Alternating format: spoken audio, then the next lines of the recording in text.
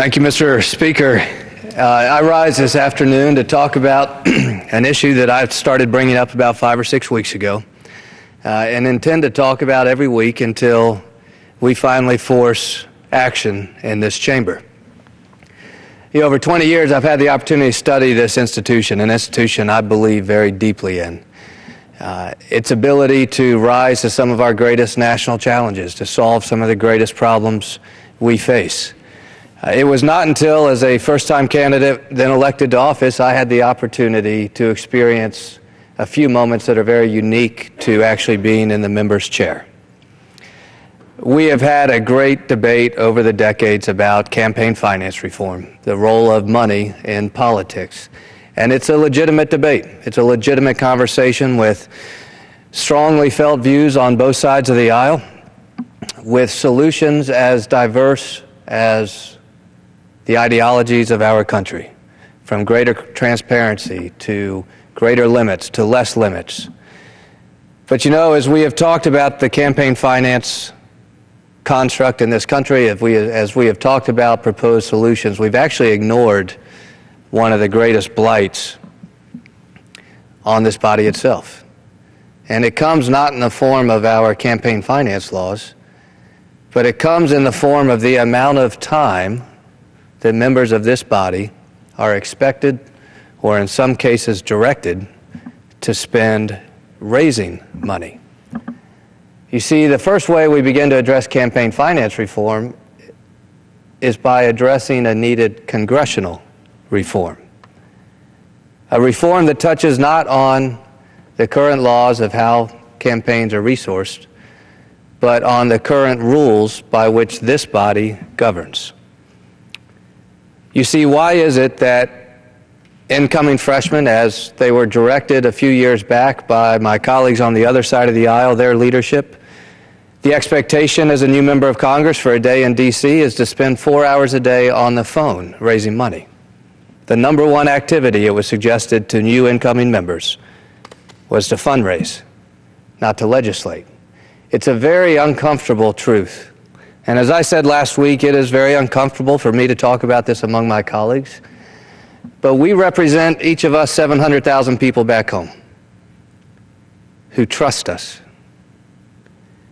And they trust us to serve. And in serving, we are to give voice to their priorities. Well, dear folks, the priorities of our constituents is not fundraising. You see, there's a broad diversity of priorities, from border security, immigration reform, transportation, tax reform. I listened to colleagues in the last hour talk about balancing the budget. Others talk about programs that are critical to ending hunger here in the United States. But we will never solve these problems on behalf of the people who sent us here if we spend more time on the phone raising money than we do legislating, tackling these very problems that we've tried to give voice to. Last week, I did share with this body the orientation card that was provided to some incoming members a few years back. Today, I have with me some quotes from retiring members of Congress, those on their way out the door or already having left. The first one you'll notice is a confession from a colleague on my side of the aisle upon retirement that said fundraising is the main business of Congress. The other one is from the retired Senate Majority Leader, who said a senator has to raise $10,000 a day every day they are in office, every day for 6 years, simply to finance their reelection. The last was from a colleague who, shortly after announcing his intention to retire, wrote a piece called Confessions of a Congressman, confessing to spending 4,200 hours on the phone raising money, 4,200 hours that could have been spent doing their job. But you see, what do all of these quotes have in common? What do all of these individuals have in common? They are either retired or they are retiring. And the cynic in me would suggest, why do you wait until you've left this institution to publicly lament the failings of having served while you were here? In fact, the cynic in me would suggest in some cases it's simply to sell a book, to ask the American people for more money, but this time for your own pocket, not for your campaign. So what do we do about it? Why don't we do something as sitting members of Congress that has never been done before? Let's address this issue that creates such a quiet anger among members of Congress, this obligation to fundraise, but resonates as a very loud anger with the American people. You see, no member on this side of the aisle or the other needs a poll to know that the American people are frustrated with the amount of time members of Congress spend raising money instead of doing their job. So together with 6 or 8 colleagues here in this body, that I am grateful for their support of legislation I've introduced, we have introduced something I call the STOP Act. And it is very simple. It's merely 3 or 4 pages. Every member of this body can read it before they vote on it. The STOP Act, H.R. 4443, prohibits any member of Congress from directly soliciting a contribution to their own campaign, to a PAC, or to their party. It leaves in place the campaign finance construct that has been approved by the Supreme Court. Whether you agree with it or not, it doesn't touch the current campaign finance system. If an individual wishes to participate in an election, I believe that is political speech.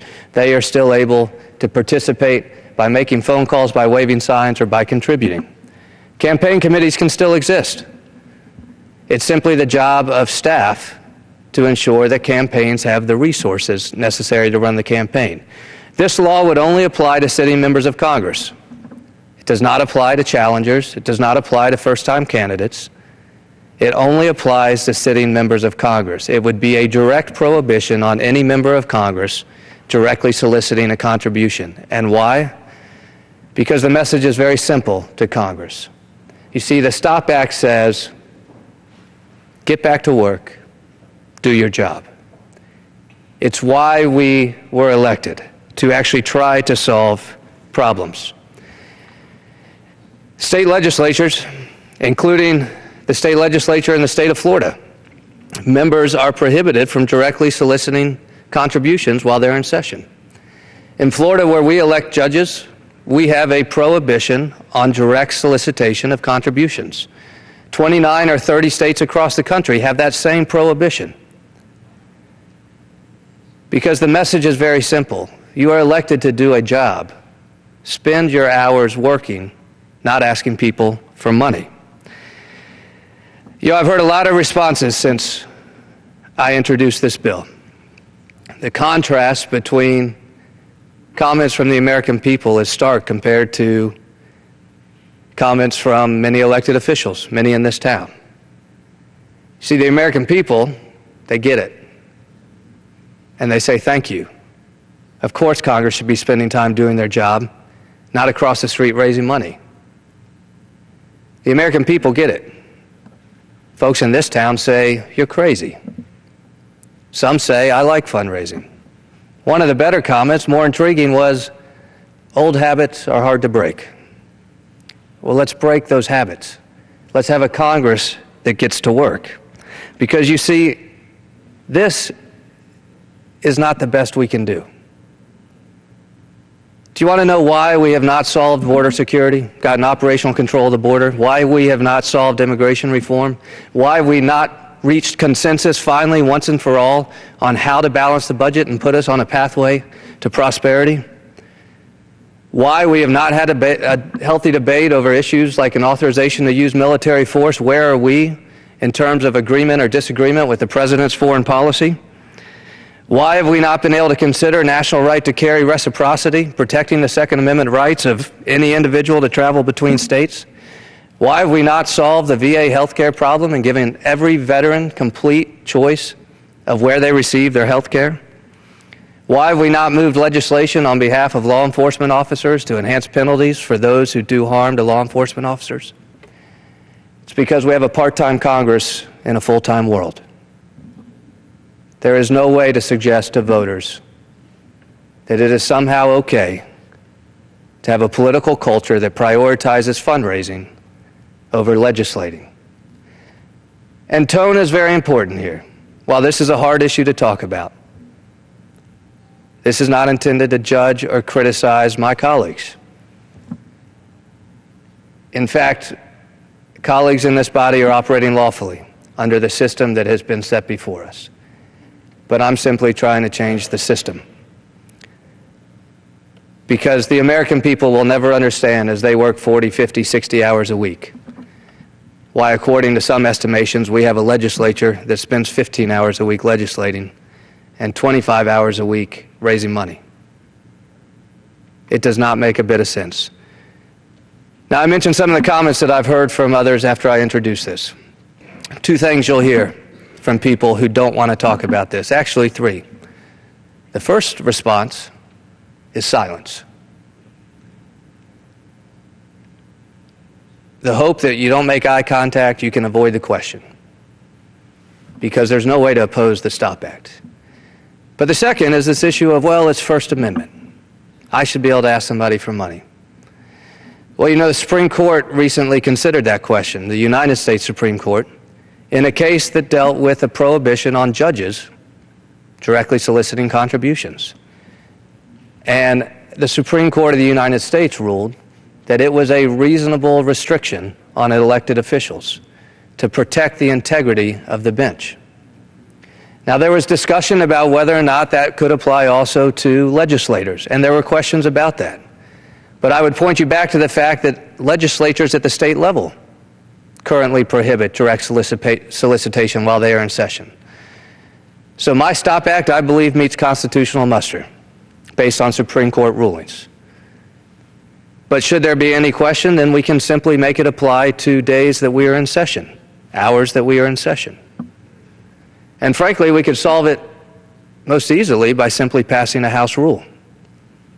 Because you see, a rule that this body imposes upon itself survives any constitutional scrutiny. So I start by asking my colleagues to co-sponsor the STOP Act, H.R. 4443. If we fail to move the STOP Act, let's have an honest conversation within this body about the current blight that fundraising imposes on our ability to do work, because this is not the best we can do. Where are our solutions to the issues I mentioned of border security, of national security, a balanced budget, of tax reforms, of VA health care, of protecting law enforcement? Where are our solutions? They are not found at fundraisers. They are not found on the other end of a cold call that you make to ask for a contribution.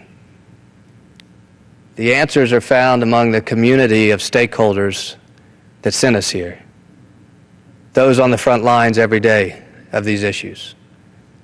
Communities like mine in Pinellas County who gave me the public trust.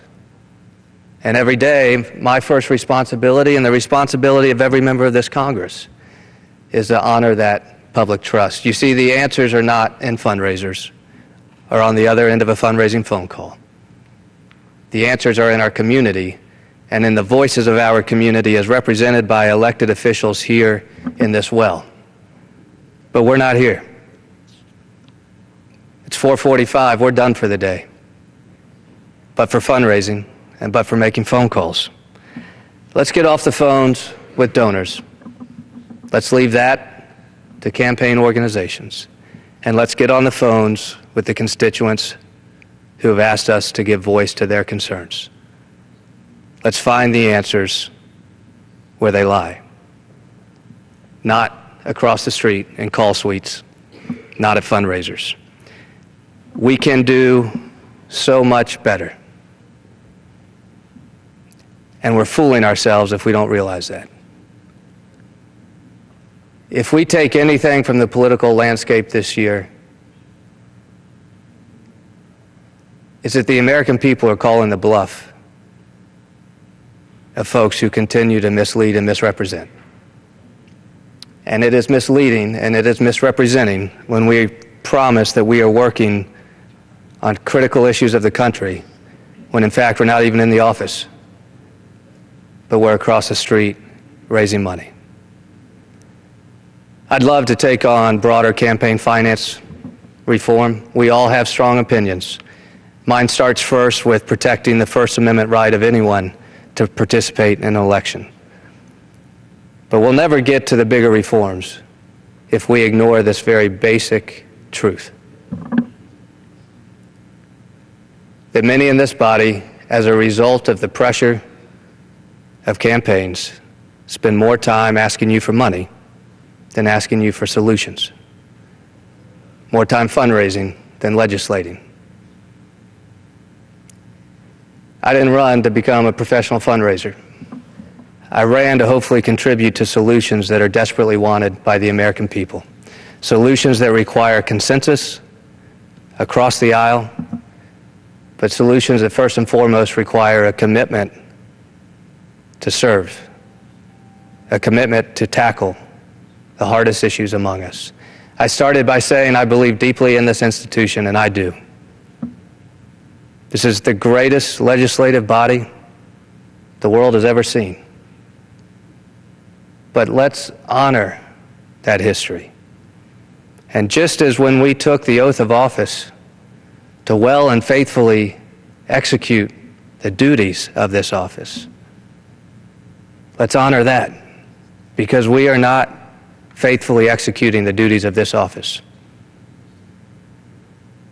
when the chamber's empty at 4:45, but the call suites across the street are full. Mr. Speaker, I yield back.